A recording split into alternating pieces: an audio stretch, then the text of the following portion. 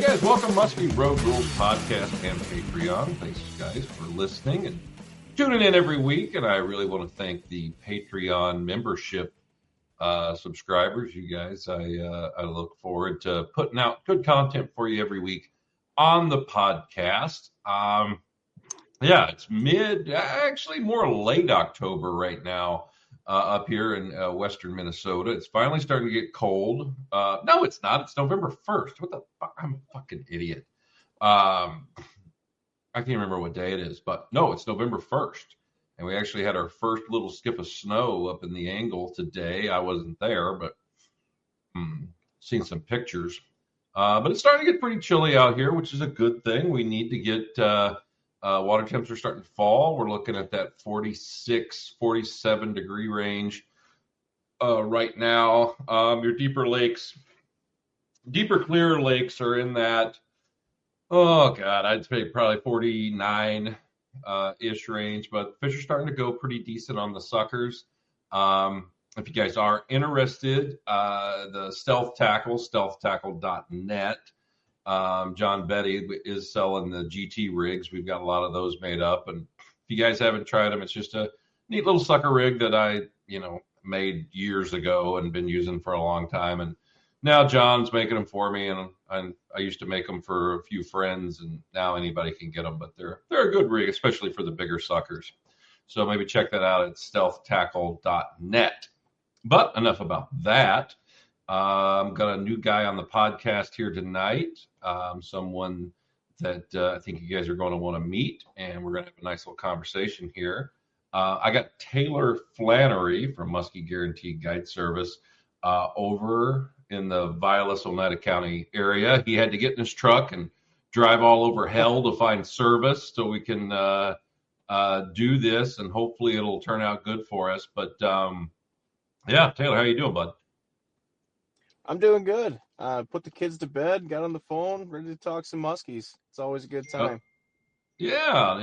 Well, good deal. So kind of give me the lay of the land, kind of first off, how'd you get into musky fishing and what got you going on this? Well, to be honest with you, I absolutely hated musky fishing when I was a young kid. Smart. I would, Smart. Yep. I would go out with my brother or whatever, and I mean, we didn't have any kind of know-how of what we were doing. We would cast shallow weed beds and just visual stuff, and we just, cast into cast because we love fishing. And I would always throw just a spinner bait and try to catch pike or a suic, and you'd catch pike and have a shot at a muskie kind of thing. And it wasn't until I had one. Probably about a 42, just boat side, absolutely crush a 9-inch suic and just come flying out of the water. And that was the time that I was like, yep, this is all I want to do. Absolutely fell in love with them. And that's when I really dove deep into wanting to know, everything about them and the ins and outs of how to catch them all the time and just be efficient on the water. So that's really when I really started, getting into it and really reading up on it and noticing all the small things that make you who you are today as an angler, so. Sure. Yep. So how old were you when you caught your first one? I want to say, well, my first one was probably when I was like 9. Oh, wow. Caught one on a little French spinner, just fishing for northerns. We were out with an older guy just trying to get some northerns to put in a pickle jar, and caught one on a little inch long, meps or whatever. And but my first one actually targeting him, I had to be probably 14, something like that. And that was it for me. It's game over then. So I think everybody's got that one story that really is the time or turning point when they went nuts. So sure. No, I get it. That's pretty awesome. What lake did you get your first one on? That was Enterprise Lake, right in Elko. It's just a little tiny body of water, easy to fish. It's nothing special. I mean, it's a kind of a numbers lake now. You do get some nicer fish in there now, but I mean, nothing to write home about. But it's got sentimental value to me anyhow. Sure. No, I totally get it. And let's talk about kind of how the year is going. Where are you in your season now? Are you still out fishing, or kind of how's it looking for you, considering it is getting late in the year? But I'm assuming your water temps over there, kind of like over here, they're not. You're not worried about freezing anytime soon. No, we had like 47 on the darker, smaller bodies of water, and like 50 to 51 on the clearer bodies. So, no, there's a lot of fishing left for those that want to get out and do it.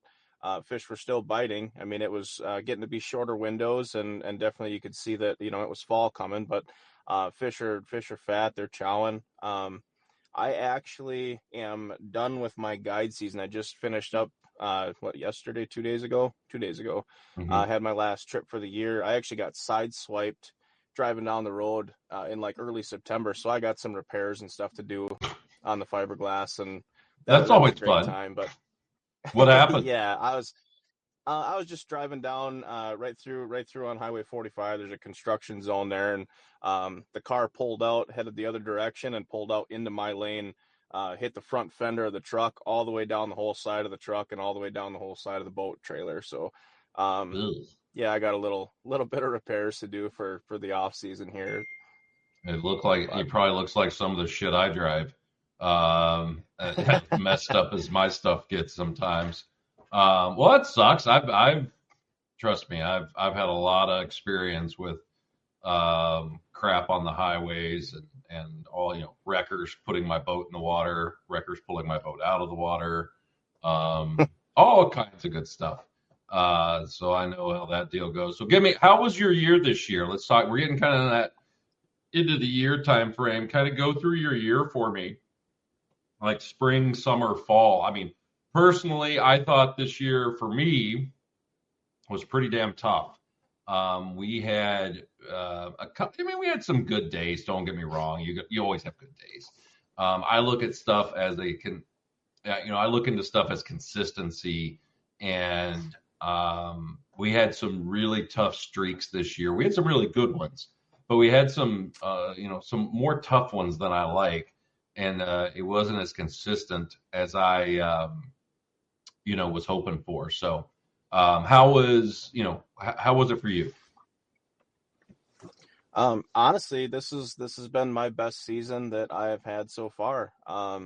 It started off hot and heavy, right? We were probably, I'd say, 3 weeks ahead when we started our season Memorial Weekend. With the spawn had already been through, and those fish were actually already out of the spawning bays, and they were out chasing perch around on the mud and whatnot. So those of us that figured that out, we're on a pretty steady bite, over like a 12 to 14 foot mud flat, kind of on a cast or two length off of the weed line, that everybody was so accustomed to fishing that time of year. But yeah, we started off, we were having 4 or 5 fish days, pretty regularly. And then it did kind of simmer down a little bit. I want to say like the end of June, we had, that period with the bug hatch, and I'm a caster pretty much strictly. I am dabbling into trolling a little bit, trying to learn that, trying to get efficient at that. But as far as the casting bite goes, that bug hatch, you got certain lakes that you can really get on a good casting bite, where it's, everything is condensed into one area. Um, but it was definitely a little bit tougher during that time frame. And How then once you get let, into let me ask you something here. How those fish that you were getting early, how were you targeting them? I mean, I don't need to know secrets or anything like that, but you were getting them casting, I assume. Um, Mhm. what were you doing to get those fish to go? It was basically just working, a cast or two lengths off, and you would see they're big balls of perch. And the only thing that we were really getting them to go on was diving rise, Okay. and it was really funny. They were very specific as to what they wanted. I love suics. Don't get me wrong, I absolutely love suics. Could not buy a bite on a suic. Hmm. Tried a Naven, the Chaos Naven, could not get a bite. The one that was really going nuts, this is actually Nick Amoros out of Eagle River. He has Hammer Oh my Customs. God, that guy. Jesus. Yeah, that crazy nut. Yeah, you know him. Yep. But yeah, he has that hammer jerk, and that thing is just a one of one kind of bait. I mean, the wobble that it has, and then when you pause that thing, it just turns sideways. And I mean that start and stop and just giving it, right in their face. They were just crunching that thing. But I actually ended up my tail came out, just cracked the Faulty, epoxy on the bait. faulty Yeah, lure. faulty crap baits that Nick makes, but Hmm. um he I sent it over to him just to get it fixed up or whatever, because I didn't want it to blow out the whole bait. And that was it's kind of funny because that was one time that um I, for whatever reason, I felt lost in my own boat. I didn't know what I should be throwing because there's nothing else that really has that same action as what that bait does. But I Sure. did settle on that Pandemonium SRJ, that in the 8-inch Yep. size. Yep. Um, Yep. Yep. and that's got that nice belly roll, nice wobble, and it hangs just that little bit longer. And those fish started crushing that. And of course, I mean, like a white belly perch, and that was perfect for what I was doing out there. But um, that bite lasted probably 3 weeks. I would say that it was really solid, and then it switched into the rubber bite. So, and it was, Did your those bulldogs and fish? medusas. Yeah, did those fish out there on those schools of bait? Were you having to move a lot and find those schools and relocate them?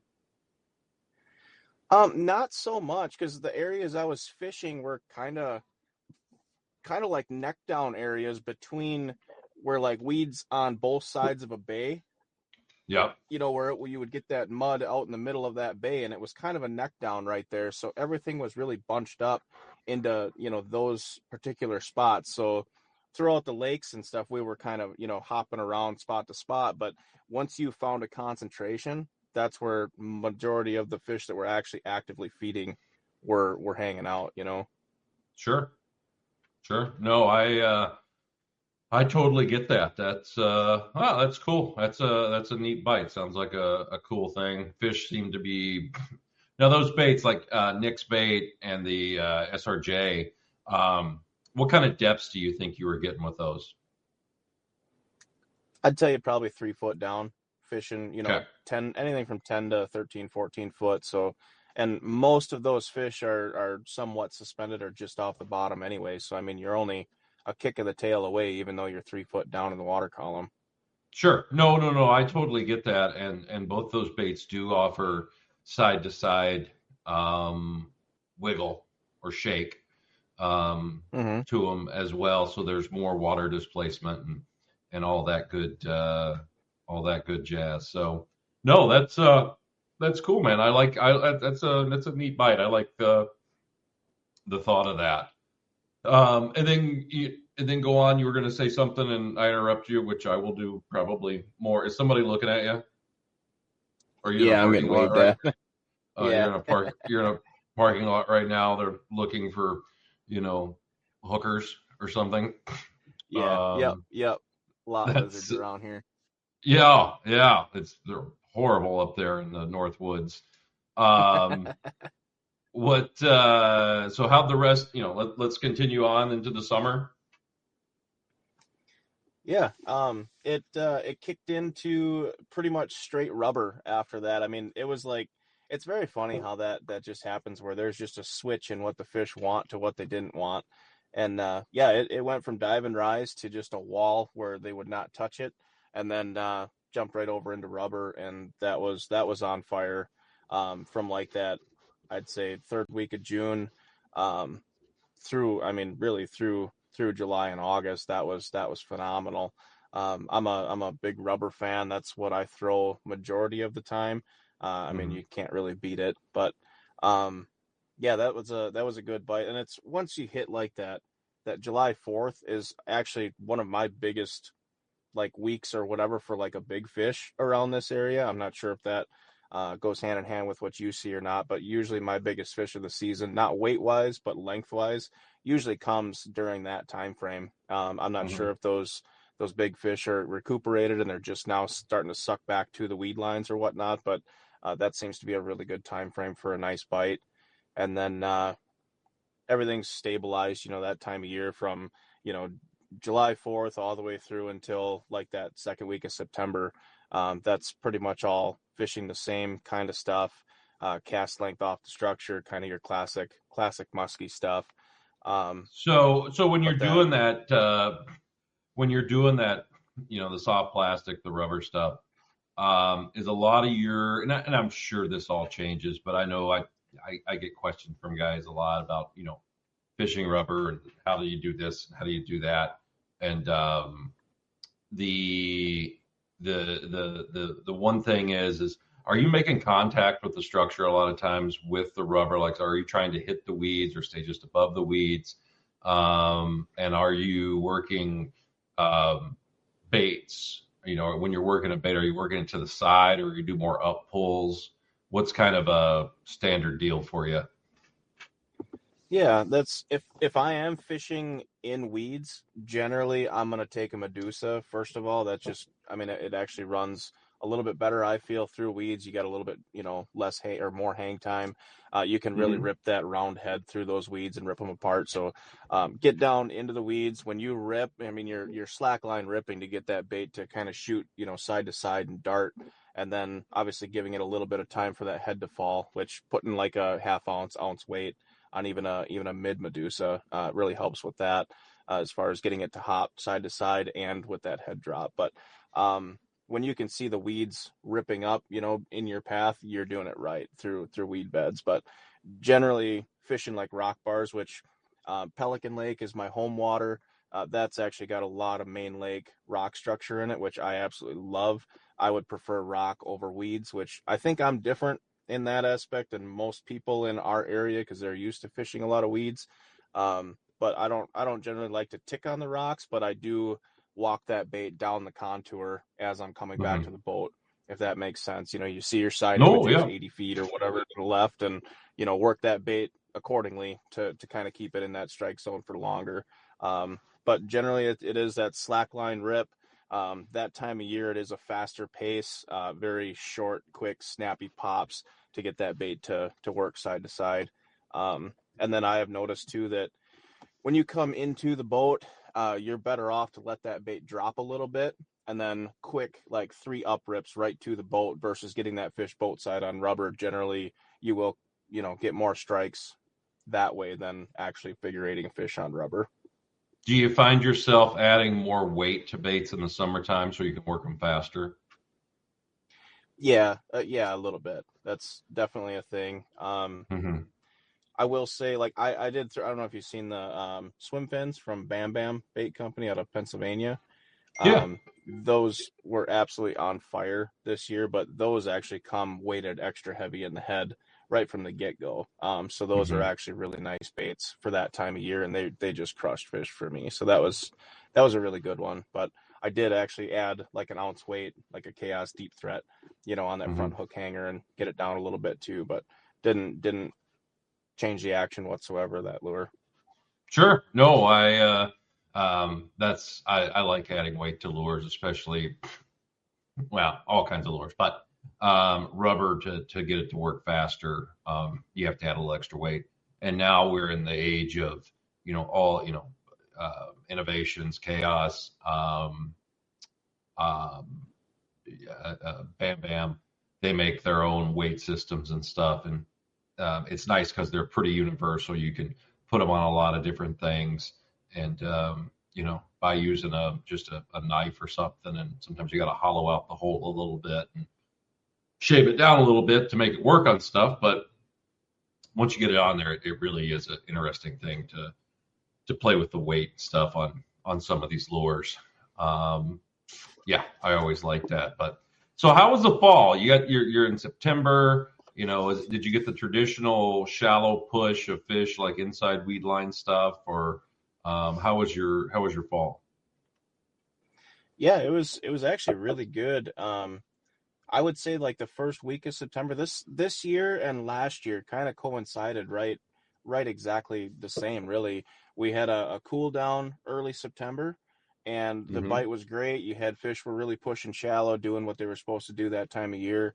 Bucktails, topwater, fish were going absolutely nuts in the figure eight. If you couldn't figure eight, you weren't catching fish. Yep. It was kind of stupid to be honest, but Mm-hmm. um, yeah, they were just rocking in, and then it got warm mid-September, and that was kind of a tough stretch. That was probably the toughest stretch that we had for the year. We had nip and fish. We lost a lot of fish. A lot of fish would come in just slow and lazy. But I mean, that's kind of how it goes, when you get a warm up after that cool down. Sure.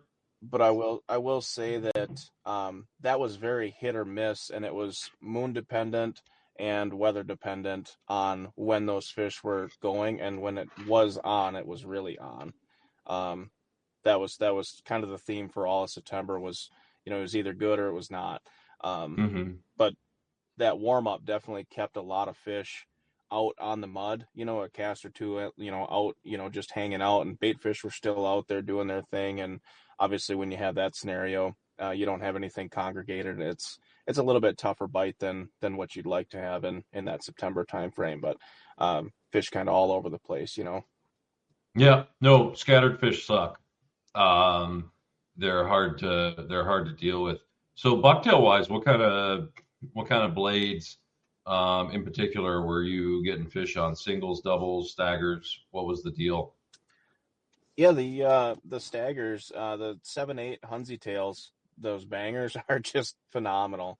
Those Hmm. fish just go crazy on them. I did really, really well on the bangers, whether it was a 8/9, the 9/10 caught fish, but the 7/8. I mean, if they're gonna eat that bait, why would you throw anything different?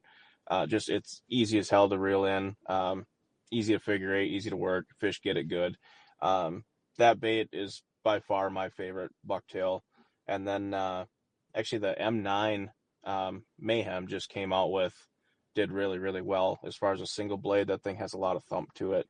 I think Hmm. it's got that um, whatever split ring in the middle, separated lure. You kind of get a little bit of swim to it. But with that one, you definitely have to put a piece of shrink wrap on that front treble hook. Otherwise, it just tangles it all into a big mess, and then you completely lose that center split. Hmm. Sure. No, I get it. So October, you said you just finished up the month of October. October for me was really warm. The fish were not wanting, they were hanging on. I mean, we were getting bucktail fish at Lake of the Woods all the way up to the first week of October. Um, Water temps in the low 60s and stuff. I'm sure, is that what you were seeing? Or oh God, sorry, you're Yeah, not boring me. It's just I'm exhausted from the cold today. Um, but were you seeing an extended period of warmth like I think everybody was? yeah, it was a very warm October. We had a couple of days where it was really, really windy, kind of cold, but other than that, it was above average temps, and water temps did not drop whatsoever for the longest time. Still, we're catching bucktail fish. I want to say it was right around like 57 or 58-degree water temps was right about that point when they kind of just left it alone. Then it definitely switched over to like I use a 12-inch Suick an awful lot that time of year. Hmm. The mag size bulldogs, pit bulls. Generally, I do go more bulldog in the fall time of year. Not 100% sure why. I've just had better success on the bulldogs, single tail and that sort of thing that time of year. But yeah, it was still a good bite all through October. And then as the month went on, obviously the windows are getting shorter, and you really gotta be on the spot when you think that bite's gonna happen. But it was very, like, you could almost, I mean, really guarantee that on like your mid morning minor, that was gonna be your bite window. It was it was kind of unreal. But you'd fish through that, you'd catch a fish, see a fish, whatever it may be, and then you'd go through it, and then I mean it was just done. You'd have your major coming up, and I actually fished with Gus Manty the one day, and we got through that minor. We'd caught a nice fish, and he lost a nice one, and seen a couple others, and um, we were right on our major then after that, and we both sat down. We're like, well, it's lunchtime. We just, both of us had been on kind of the same bite, and we both knew that it was done at that point. So it's kind of interesting how you can follow those bites for a week or week and a half, kind of follow that minor or major, whatever they're going on. They're usually stuck to it. Sure. What so this year, what would be a couple of things that you learned this year you think that were really like, you know what, that you hadn't really done as much, or if there was anything, um, what were a couple things that you really learned on the water this year? Honestly, I would say that early season bite, because I've always been one that, I mean, you can go and grind out a fish in the weeds early season, and really no matter what the water temps are, there's still fish up there and doing stuff. But that bite was just phenomenal, and um, I I had never really hit it that well. I mean, I've been on that same bite, but it hasn't quite been like that. And I think that I was really able to dial that one in and get it, pretty precise as to, when we were going to get eaten and where we were going to get eaten. And it was almost like, I mean, I want to say that the bait fish, was a big part of it, but uh, it was almost like on certain spots, even being outside of those weed beds, they still kind of stuck with those same contours, even though they were, two cast lengths, you want to say 150 feet off of all that stuff. It's kind of funny how that happened there. So, like, if you had say you had a weed point coming out, and that contour on your map, the contour lines stretched off, showing that point, they followed that extension to that point, and you had to run it just like you would if you were fishing the weeds. Yeah, Is that what you're even saying? though it was, yes, yep, even though it was plain old, everything was the same at once you got out to that point, it was still almost like you were betting on a fish once you hit a certain point on that weed line, even though you were outside. Yeah, it was Mm-hmm. pretty Mm-hmm. particular that way. Yeah, no, it's pretty weird when they do that. There's a couple lakes in Minnesota that I started doing that years ago, when the contour maps, or you could actually get a map on your unit, and yeah, it's pretty wild staying that far off. And um, now, did you notice that when you're out there doing that, were you getting any follows, or was it just eating fish? No, they were crushing it. you Yeah, you had really nothing going on as far as boat side stuff. It was either they were going to go on it or they weren't. yeah. That was kind of the nature of it. Yeah, no, I get it. I get it. Normally, anytime I've ever fished that or got onto any type of pattern like that, you never see a fish. It's just you either catch them or you don't, and that's that's fine. But doing it with clients and stuff, you got to kind of keep them into the game. When they're not getting the visual reward, and hopefully it's people that got a faith in you, and you can do that, and they'll trust in you to do it, because it can be tough. I know how that game is played, and especially when you're not seeing fish, right? Yeah, it's hard to keep some. I mean, like when you get clients that have fished for a while and they understand the ball game and they know that there's windows and things are happening and whatever. But when you get somebody that's brand new to it and they have huge expectations going, with a guide, they're spending good money to go out and learn something and catch a fish and all these things. It is hard to keep them involved and just keep telling them, hey, we could have 3 hours and nothing, but when things happen, it's gonna happen, and like I'm a big one on, always showing people on, on the graphs and stuff, like this is what we're fishing, these are the bait balls, this is why we're fishing this is what we're doing. And then sometimes you'll see the muskie on side scanner, so you'd be like, see, there's one right there, like we're in them, it's just a matter of when that fish is going to fire off, we need to be on the spot and be ready to rock. Yeah, you can Yeah, always do it like you can always do it like a buddy of mine used to do when he was trying to pick up a girl, right? It was everyone in life has disappointments. I could be yours. And that's, just like a client. Everyone in life is going to be disappointed. This might be yours. yeah, Um, so that's how it works out. But well, that's cool, man. I'm glad that's a neat one right there. It's always cool to have that in your back pocket, and have confidence doing it, right? So like later in the year, if if things are just scratching your head, it's always cool to have confidence. Like, you know what, I've caught him out here. Going out here and trying this isn't just me, you know, kicking a field goal. It's you're just going out there and doing it because you do have confidence in it, and you know what to look for, and you can also apply it to different bodies of water and go at it with a good headspace. The other thing, you sent me some stuff. It looks like you do a lot of auto charting, and auto charting is pretty cool. I've been doing it a long time. The thing with auto charting for me, especially when you first get into it, and I'll ask you this. I find it extremely frustrating to auto chart, to actively see it auto chart as I'm fishing a piece of structure. When I'm trying to follow such contour lines. So I usually have mine auto charting in the background. And then when I leave the structure or if I leave the spot, I might drive over it a little bit to kind of get a little more info on it. Kind of tell people how you go about doing the auto charting stuff and why it's important. Yeah.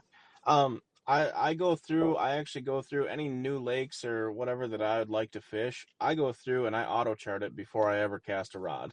I kind of figured out that it is for every 100 acres of a body of water, generally it takes an hour to auto. So if you had a 500, acre body of water, it'd be 5 hours on the water auto charting, just driving around.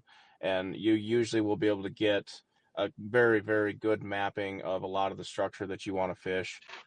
Starting with, like your biggest points in the lake, your biggest, flats, whether they're rocks or weeds or whatever they may be, your biggest structures in the lake, and then everything, on the outsides of that to your secondary locations that you'll see on your side scan as you're going over those other pieces. You'll see a light spot on the outside, and then you go over, you hit that and whatever. So just get everything that you'd, like to have, and you get it all dialed in. Basically do the lawnmower thing over the whole deal, and then do one pass all the way around the outside to really, really crisp it up and get all those little turns and points and whatnot in that structure. And I really base everything that I do on the water per every day on that auto chart and those maps that I've made. I put a lot of faith into that. And then you will find that you have like certain spots on those structures that with a certain wind or whatever blowing into that is always where those fish are going to be.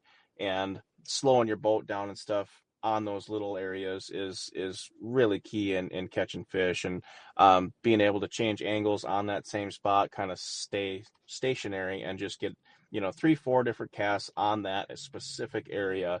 And a lot of times it's the fourth cast in that you're going to catch a fish. So I fully believe in the auto chart. I do it on every body of water I fish.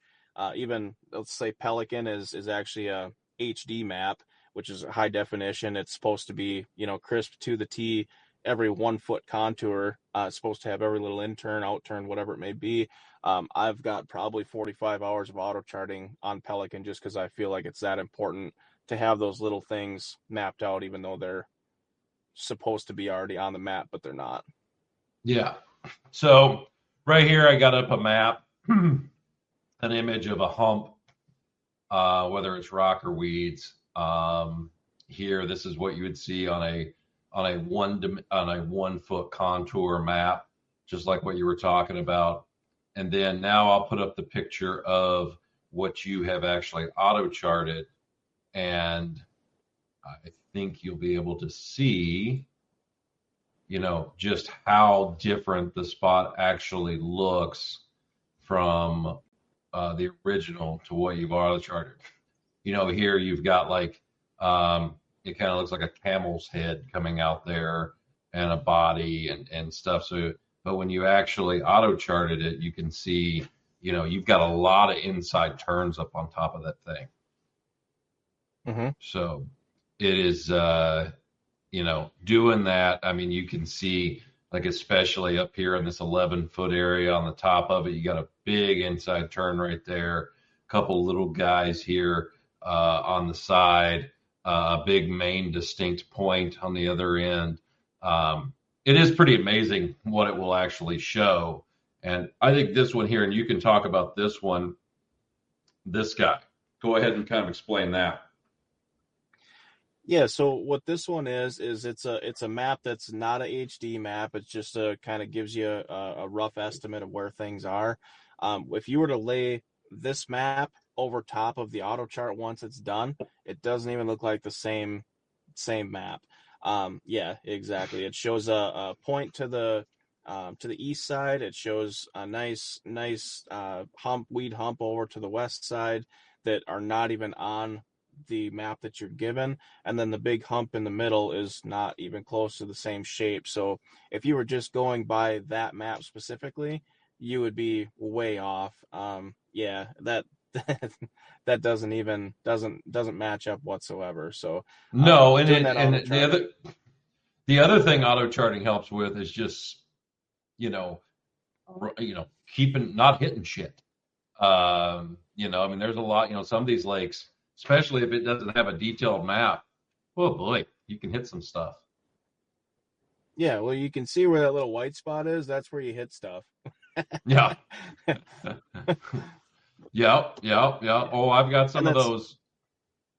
so like this spot in particular. I just kind of talk about like how. So this was. I had one trip. I had two 14-year-old kids in the boat. We actually caught a 49.5 and a 47.5 that same night. It was just an epic night for northern Wisconsin. But that big piece of structure there, we had a north wind blowing right onto that, and we started on what would be like the southeast point over there, the east point, just on the back side of it, because you have that underwater current, that's ripping around that weed line or whatever, balls up bait fish right there. We started there, caught one on that side of it, and then we worked our way up that other side, and then on the very north side, right before that tip, there's that little tiny intern right there. We caught the other fish right there with that wind blowing right in there, balled up the bait fish right on that weed line. Another one, I mean, that's classic, where the muskie should be. And then we actually worked right to the end of that point, and then we left. We didn't even Mhm. fish the whole, what would be the southwest side, just for the fact that I didn't think that that's where the fish were going to be staged at. So on bigger pieces of structure like that, during your moon windows, you can really narrow down those spots where those fish are going to be actively feeding, and make use of your 2 hour window versus fishing the entirety of that and probably wasting 20 minutes to a half an hour fishing the other portion of that. Sure, sure. And even like this map here, you've got it looks like a bar of some type, whether it be a rock or weed bar Mm-hmm. that comes out. And this one's pretty detailed, right? Yeah, that's a HD map. That one is actually probably, shoot, I would tell you 300 yards, 400 yards long. I mean, it is a very, very extensive piece of structure. And that is one where, like, say I have a north wind or an east wind, I would stay on that top side of it. And once you switch into the auto charting, you'll be able to see exactly where those fish are set up. Yeah, you can see all the little tiny interns. Once you get into like August and early September, those fish are up tight onto those. It's a rock bar. They're up tight onto those rocks, and you can. I bet you, Greg, could pick out exactly where I catch fish on every single one of these, just by your knowledge. But you can. So as you're working these pieces of structure, you kind of speed up through those spots where it's just flat, but then you get that Hmm. little point or that little in. Doesn't matter if it's a 2 foot difference or a 10 foot difference. Those are the areas that are going to hold those fish. So you speed up on those straight stretches and then really slow down, pinpoint your casts to those specific areas, and you're going to catch more fish. So, and you're actually Sure. going to waste less time, fishing like that than what you would. A lot of times you see boats moving through, they fish the same speed through the entire piece of the structure like it's all the same. Well, it's not. So really narrowing down those areas where there's going to be fish is definitely beneficial for you. Hmm. No, it's yeah, it's really cool to do that. And here, the last one you got is just a bay, a standard bay. It is in the high depth, though. You can tell it's got the 1 foot contour lines on it. But kind of explain this guy. Yeah, and what this is just a weed bay. A lot of those other pictures were rocks, and I'll say first off, I like rocks personally. Rocks never change throughout the year. If the wind's blowing from the north, there's going to be a fish in this little inside turn. Weeds change throughout the year, so you're constantly changing depth as the year goes on, and then as the weeds start receding, you're coming back in as well. So I like rocks just because they never change and it makes it easier. But this is a weed bay. I mean, you could fish on that 8-foot contour, and you're going to be in the weed bed, but you're going to be fishing the same speed through the whole thing. You're not going to be pinpointing casts and really knowing where that fish is going to be flying out of. Where once you do the auto charting, then you can actually see where the weeds are the thickest, where they come to little points, where there's little inside turns, and you can pick out where those fish are going to come, basically to the cast. I couldn't tell you how many times this season or any season that I'm like, hey, be ready right here. We might see one right here, and whack, you get drilled. And they're like, they think you're a magician. It's like, it's just what muskies do, and they do it everywhere, and they do it everywhere muskies swim. So if you could really dial this stuff in and see where those little spots are in weeds or rock or whatever it may be, you can really up your efficiency on the water. Sure. No, it's cool, man. The auto chart stuff is really neat. I love it. I've been doing it a long time myself, and it's always cool to use out there, and anything that can give you a little more of an edge is always good. Taylor, how can somebody get a hold of you if they want to go fishing with you? Yeah, I am on Facebook as Musky Guaranteed Guide Service. I'm also on Instagram as the same. And then my phone is 715-490-5088, and you can text or call. All right. Well, just don't be like Gus and have his name written on all the restroom stalls. Because that's call for a good time, right? That's just embarrassing. And sometimes it's in my handwriting because I just like doing that. Because I've yet to go to the bathroom and not wanted to have a Sharpie with me to write my manifestos in the stalls. That's always fun for me. I don't know how many. Yeah, between Gus and Doug Wegner, I love writing their number in bathroom stalls. That's funny. We're gonna have to start that up. It does make me laugh. Oh God, does it make me laugh? All right, bud. Well, hey, this was a pleasure. I appreciate you coming on. Hopefully we can do it again sometime. Sorry I had to make you drive to Utah to do this. But just hold on for a second for me, okay?